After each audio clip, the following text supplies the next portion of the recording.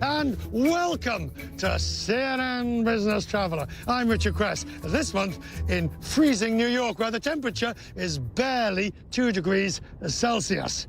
I'm dreaming of warmer climates, going south, like many of us, thinking of going to somewhere to enjoy the sun.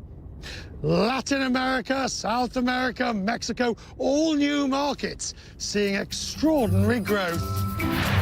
Norwegian started in 2018, offering a low-cost route from Gatwick to Buenos Aires. And Rio is now also in Norwegian sights. American Airlines has added almost a dozen new flights to its southern neighbors. Air France's June is planning to offer you a Paris to Quito flight. And ANA can take you direct from Tokyo to Mexico City. Mexico City is one of those destinations also seeing growth, and it is to there, somewhat begrudgingly, that I've sent Paula Newton to find out about this new market and experience the change underway. And it's also much warmer than here. Paula? I've traveled this region for far more years than I care to tell you about, but I haven't been back here in Mexico City in quite a while. So this is where we start, and we're going to find out exactly what's happening for business and leisure travelers alike. Mexico is a country that likes to boast it has it all: beaches, culture, food. And while this is just the beginning of what Latin America has to offer, we can't forget that crime and political instability have plagued this region. The truth is, travelers have kept on coming. In Mexico, this is especially important, as tourism and travel made up 16% of the country's GDP in 2017. Please come to Mexico. You will be very glad. That's Mexico's new Secretary of Tourism, Miguel Torruco. One of his mandates to spread the travel dollars far beyond these 5 cities. Above all, we have to work hard to achieve more equality in the population so that it spreads the economic benefit to many regions in the country. And we understand this is a change, and this is going to be a big change strategically in terms of getting the results you want with this new strategy vis-a-vis tourism. What do you think the biggest challenge will be? The biggest challenge that we're going to propose is to increase the per capita spending of tourists.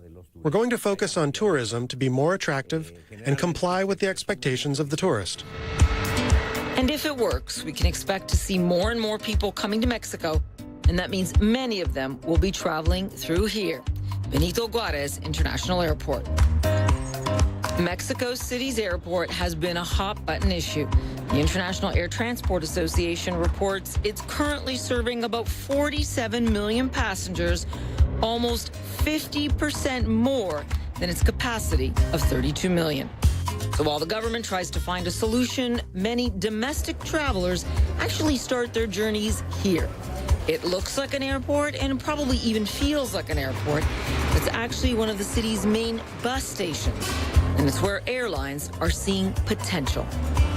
Volaris, Mexico's oldest and largest low-cost carrier, wants to convert these bus riders to high flyers. It has been very interesting to see how this whole thing is changing. Okay, so I'm skipping the queue. It isn't exactly the standard low-cost way to travel, but hey, I'm with the CEO and founder, Enrique Beltranella. ¿Cómo están, señores? Qué gusto. Volaris, for the most part, is like any other LCC. You're going to pay for every little extra, picking a seat, food, drinks. Interestingly enough, though, Volaris allows one free checked bag up to 10 kilos on domestic flights, and that's because of current Mexican law. But want to print a boarding pass? It'll cost you. This nickel and diming nature of LCCs can frustrate some flyers, but for many Volaris customers, this is all they know. 10% of our travelers are basically new timers. They basically fly with the support of their relatives. So someone in Los Angeles can be making the purchase on the app for their parents in Mexico to go to Cancun. Or even within Mexico. Our most important competitor is the bus market, okay? So it's really interesting to see how we've been growing. I mean, when we started the company back in 2005, the domestic market was a 22 million passenger market. Today it's almost 46, 47, okay? So as we take off, let's put that into perspective. This is a Monday morning flight to Guadalajara. So let's compare this route with what our journey may look like on a bus. Flight time, hour and a half. Time on a bus, 7 hours. Cost of a one-way airline ticket, about $75. Bus ticket, just over $40. Are you offering very deep discounts? We give them the first trip for free. A free trip? Yeah, because they have to learn it. I mean, there's an Australian economist that says once people fly, they become middle class, okay? And we pretty much stick to it. Okay? I know that the people here, by and large, aren't business travelers. But where you do find that commercial, that business client using Volaris, who's using it? One of the most important pillars for developing the economy in Mexico is the small and medium-sized entrepreneurs. And these entrepreneurs are flying with us because they're very price sensitive. Today, 27% of the network of Volaris is only flown by Volaris. So on 27% of your routes, there's no competition. There's no competition. It's you or no one else. Well, it's the bosses. Right. Okay. And as a point-to-point airline, opening even more routes has been key for Volaris. In 2018, it launched 33 new routes and added a code share with U.S.-based LCC Frontier Airlines. Beltranilla has not only been strategic about his destinations, but his aircrafts as well. As a licensed commercial pilot, he carefully chooses his fleet of A320neos and A321s. This plane makes your business model possible. If I open the engine, in reality, it has 50% less noise, and NOx is 50% lower. So a very efficient engine, and that does translate to low cost. Spares money everywhere. Okay, so now it's just a quick hop back to Mexico City on Volaris. And now that travel has become so much easier within Latin America, it's really brought about a whole new way to live and work. We'll explain.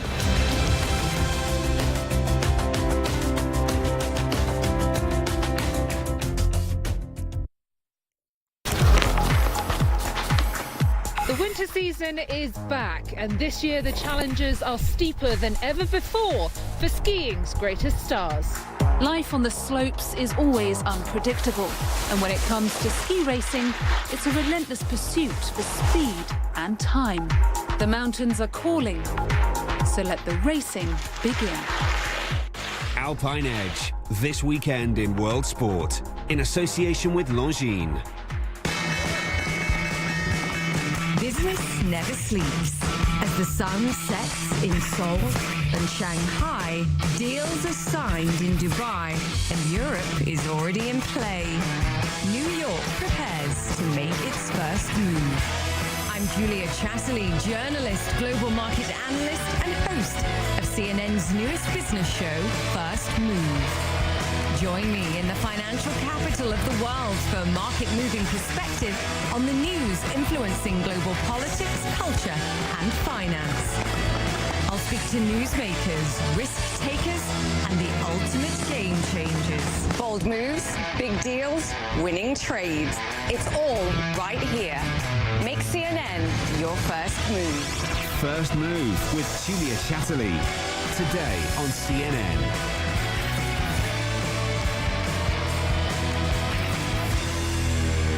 I'm Nermal Bagher in Sinjar, Iraq, and this is CNN.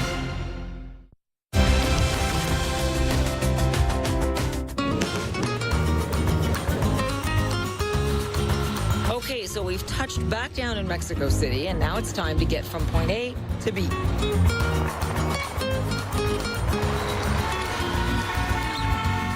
Like any big city, the traffic here is a challenge.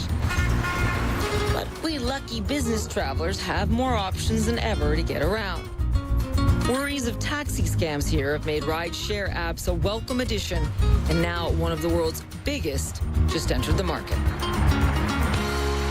Our platform is very, very high on safety. And then if you're going through any sort of like incident during the trip, you can get connected directly to 911.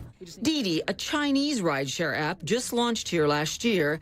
It's Didi's first time operating under its own name outside of Asia, pitting it against other ride-share giants like Uber in this growing market. This is us? Great. Okay, off we go.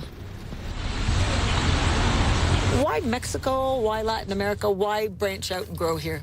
Well, there's tremendous opportunity for Didi in Mexico and in Latin America. As you can see, we have some of the most congested cities in the world. So, you know, citizens here are really looking for more mobility options. At the same time, there's also a very high internet penetration rate in Latin America.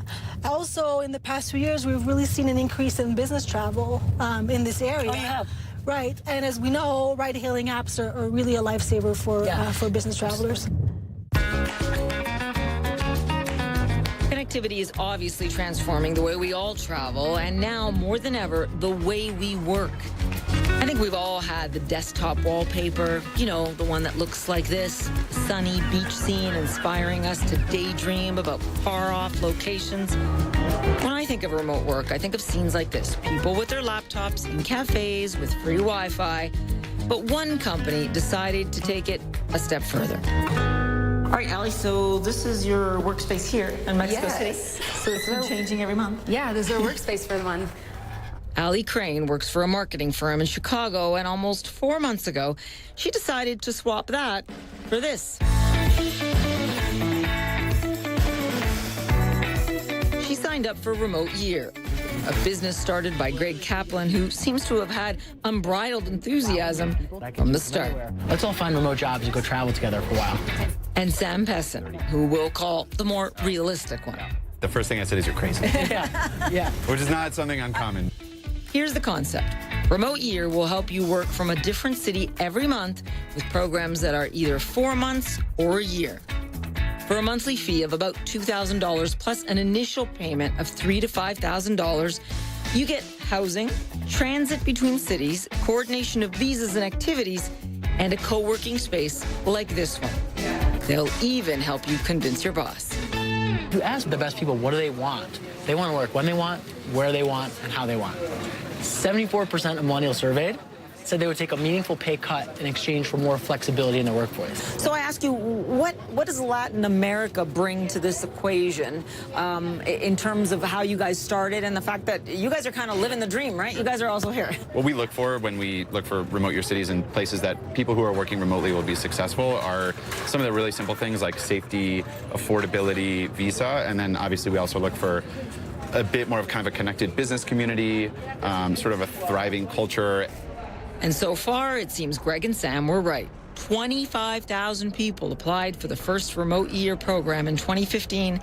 And to date, they've had 1,000 people from 40 different countries join in professions ranging from lawyers to engineers. Do you think, now having done it for a few months, do you think that can be part of the pitch here, that talent retention will go better if you get these kind of opportunities? Yes, this obviously motivates me more to stick with the company and to learn more about my job through different avenues. In terms of when you look at that, even from a value added, was it a good value, really, in terms of trying to have that experience? Right. Yeah, definitely good value. From my standpoint, I'm paying $2,000 a month for this program, and that's kind of similar or equivalent to what I would be paying in Chicago. So for me, it was a no-brainer. And would you do it again? Yes. Yes. Just plotting already. Yeah, I'm trying to work with my company. So there's no denying the appeal of Latin America for businesses or tourists. So we had Anna Stewart catch up with World Tourism and Travel Council President and CEO Gloria Guevara to discover what's next for this region. As your role as Tourism Minister of Mexico, has that helped prepare for your current job as head of the WTTC? Absolutely. I was invited by President Calderon to join his cabinet as Minister of Tourism or Secretary of Tourism for Mexico, a country where tourism is very important. 16% of the GDP. So to me, it was a learning experience because I haven't worked for government and especially at that level. So I had to learn from zero. I was looking at some data from IATA, and demand for airlines in Latin America is up some 7%. Clearly, Latin America is having a bit of a moment here with travel. What's that down to? There's a huge opportunity, so many countries, so diverse, so many opportunities, not only from the business perspective, but also for leisure. So, as you know well, the airlines follow demand, and there's a lot of demand for travelers to visit Latin America and to travel within Latin America, which is very important. What would you say are the biggest changes in recent years that have driven this growth in LATAM? In LATAM, when you look at the demographics, it's very interesting because it's one of the regions that has a lot of millennials. It has the number of people traveling has increased. We see, for instance, in the past generations, such as the baby boomers and Generation X, like my generation, we had the idea that you needed to have a home first or a car or wait and save money before you travel, right? The millennials, no, they don't wait. The millennials, they like to travel 5 times a year, sometimes shorter trips, but they want to discover the world. They don't care if they don't have a home or they don't have a car. They want to enjoy. They're all about the experience. Exactly. They want to enjoy life today, right? Not in 5 or 10 years, today. Several countries of the region are doing quite well, and there's a lot of interest for travelers with experience that they have already discovered Europe or Asia, and that they want to learn about something else. And Latin America is a great region for them to discover.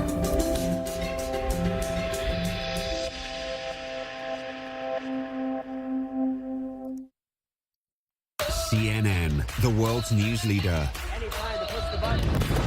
But not only news.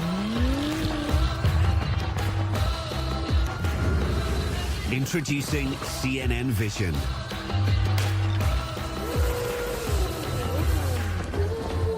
See more of the world. See the people. The places. See award-winning programs from around the globe. Breathtaking images. Inspiring stories. Global diversity.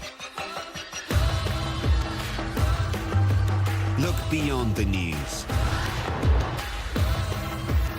Be a part of it. See more. CNN Vision. I'm Natalie Allen. And I'm George Howell. This is CNN.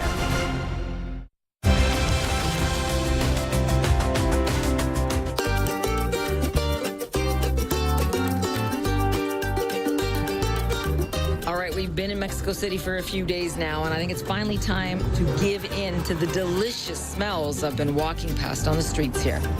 After all, Mexico is one of the only countries to have its cuisine declared a cultural treasure by UNESCO. So whether you're here for business or pleasure, don't you dare eat room service. Where are we going? What are they selling here? Some tamales. We're going to try tamales and atole. Have you ever tried the atole before? I've never tried the atole before. First off, what is it? What do we got going on here? Okay, atole, it's a very traditional drink that we have. And it's usually like a pairing with the tamales. So when you find tamales, you for sure are going to find the atole. Sofia Miranda is a guide with Eat Mexico, a company trying to expand travelers' taste buds, giving them access to a culinary experience they may not try on their own. Is that the concept of it? Meaning there's such great street food here, but it's not accessible to people here on business or the tourists. So the idea is for us to introduce the foreigners to this type of food, authentic Mexican food, which is not that easy to find. Maybe you will find some recommendations in blogs, things like that, but it's really hard to get this type of hidden places. So you have mole, pork with salsa verde, or the jalapeno. Oh, God. Can we do jalapeno in the morning? Yeah. Okay, let's go for it. It's not that spicy. Jalapeno in the morning. Una de jalapeno y queso, por favor. Ah, perfecto. Gracias. Oh, I like the jalapeno in the morning. That's good. I told you. It wakes you up, that's for sure. Yeah. All Sophia, where are you taking me now? We're gonna try some carnitas. Carnitas. We have a strong culture on non-wasting food, so we use a whole pork. What they do is they cook it in this big pot that you see right there. It's cooked in lard, similar to a braising. I have to ask you, do you want the safe option or a surprise? I will like, why don't you have the surprise and I'll have the safe option. Okay, let's order. ¿Me das uno de nana, porfa? Gracias. So this we call nana, yes, but it's the uterus. Yes. Oh, yeah? That's the uterus. That's the uterus. Wow. Yeah. If you want to try it, you can grab a pinch. If you're there. Gracias. Okay, here we are. All right. And so we've got to try some of this, right? Yeah. Okay. The salsas are really spicy. Be careful with that. It's a warning. Really spicy. Yeah. Just try a few drops and then decide if you want to go for more. Yeah. I guess there's no harm in starting slow. So here we go. Yeah. Enjoy. Yes, that's excellent. Good to know these two tacos only cost about 30 pesos. That's $1.50. So your per diem will go a long way here. With a full belly, it's almost time to head home. When looking into flights up to New York, there was one that caught our eye. A Dreamliner running between JFK and Mexico City, one of the few wide-body jets running between the two countries. Yeah, so here we are on board our 787-9 Dreamliner. Paul Verhagen is the Vice President of International Sales for Aeromexico, a legacy carrier here. He says their focus with this flight is not only business travelers, but also the emerging Mexican middle class. So this does not look like the back of the bus that I'm used to. It does seem more spacious, that's for sure. If you're on a Dreamliner, though, you've got the space, plus the Aeromexico service, obviously. Yes. Which it includes tequila? It includes tequila. The Dreamliner, my goodness, that is one spectacular plane. Most times you're supposed to be taking that spectacular aircraft on much longer distances. Why New York? So New York to us is like a landmark destination. Aeromexico is 84 years young. We've been flying to New York for over 60 years. But it's not a very long flight. You're not spending a lot of time in what is really the premier long-haul cabin flying today. So why do it? Yeah, well, there is, of course, this premium demand between Mexico City and New York City. It leaves Mexico City at 7 o'clock in the morning, returns out of New York City at 3 o'clock in the afternoon, which also offers excellent connectivity beyond Mexico City. So we do not, of course, only sell the pure Mexico City New York route, but also everything beyond Mexico City. So how will you navigate trying to balance what is perhaps great growth opportunity in Latin America going forward, and yet that issue of overcapacity? We connect Mexico to the world and the world to Mexico. We are fortunate enough, of course, Latin America is a booming market. There is a large and growing middle class with appetite for travel. We also see that there is, for example, more and more corporate demand from an emerging market like Latin America to other emerging markets like Asia. We are actually the only Latin American carrier connecting directly Latin America with Asia, and that is the kind of opportunities we will be looking for. What's been the response on this route, adding the Dreamliner to that route? It has been a very positive response. Yeah, it must be a popular flight because we couldn't get a business class seat. That must be great. Is that true? It's absolutely true. Yeah. Gracias.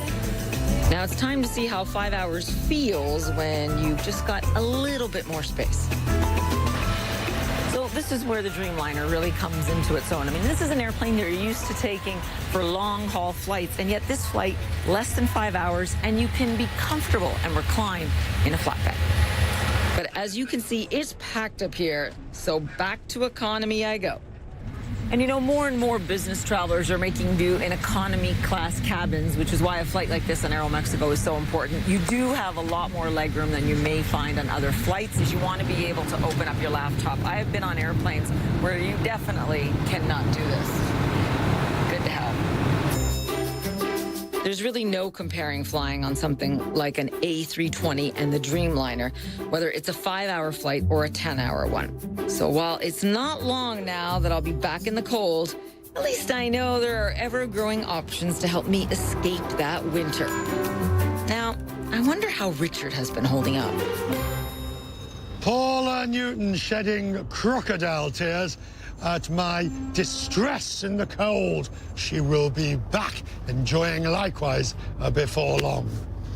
The Central Latin American Mexican growth is something of a phenomenon, and it is going to continue for the foreseeable future. As established, mature markets stagnate, it will be these new markets that will see the growth. And that is CNN Business Traveller for this month. I'm Richard Cress with Paula Newton.